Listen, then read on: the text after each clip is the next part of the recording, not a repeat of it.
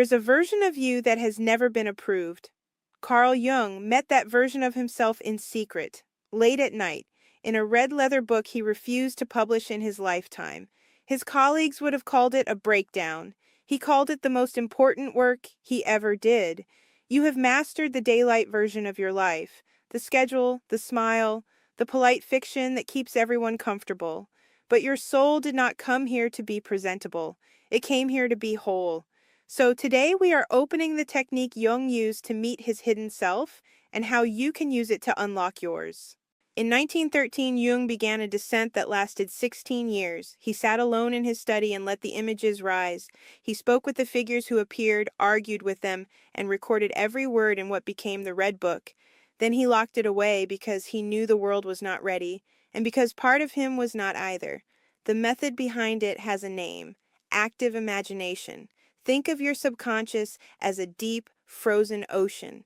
Your waking mind skates across the surface, efficient and untroubled.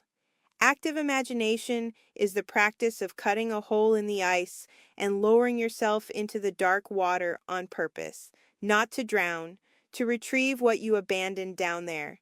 Every symptom you carry, the restlessness, the repeating dreams, the strange grief that arrives without a reason, is something below the ice, knocking. So how do you actually do this? The practice is deceptively simple, and that is exactly why most people never do it. First, enter the liminal space. Find the hour when your conscious filter is thin, just before sleep or in the gray light before the day claims you. You are not trying to empty your mind, you are trying to soften the guard at the gate. Second, invite the image. Do not manufacture it.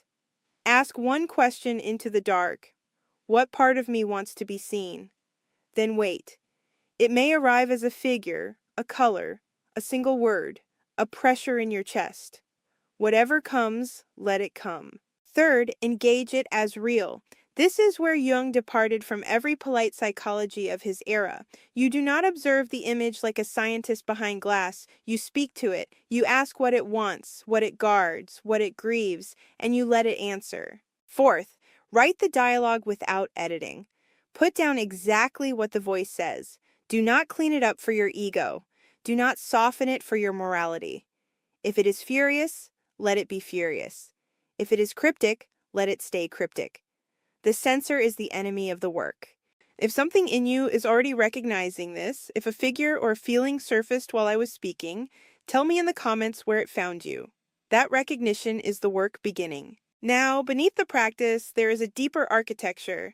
Jungian alchemy describes 4 stages of integration. Recognition, when you finally admit the shadow exists and stop calling it someone else's fault. Engagement, when you turn toward it instead of managing it. Reconciliation, when you discover that the thing you exiled was guarding a gift. And synthesis, the conjunctio, when the exiled part is woven back into the whole and no longer needs to sabotage you to be heard. You do not rush these stages. You descend through them the way the body heals, layer by layer, from the inside out. And here is what no one tells you about the aftermath.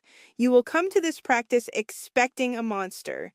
What you find is far more unsettling, something familiar, a younger, rawer self you buried under years of performance. The frightening part is not its face, it is realizing how much energy you have spent every single day keeping it underground. That energy comes back to you. That is the secret the Red Book holds. The exhaustion you call adulthood is often just the cost of the burial. After integration, the mornings feel different. Decisions get quieter. You stop asking the committee in your head for permission because the committee was never real. It was only the shadow wearing borrowed voices. This technique was never truly forbidden by the world.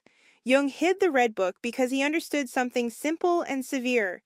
The people around him preferred his mask, and so did he. The same is true for you.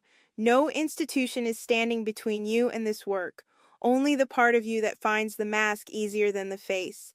Your higher self is not above you, waiting in some distant light. It is below you, in the dark water, holding everything you were told to abandon. The descent is the ascent.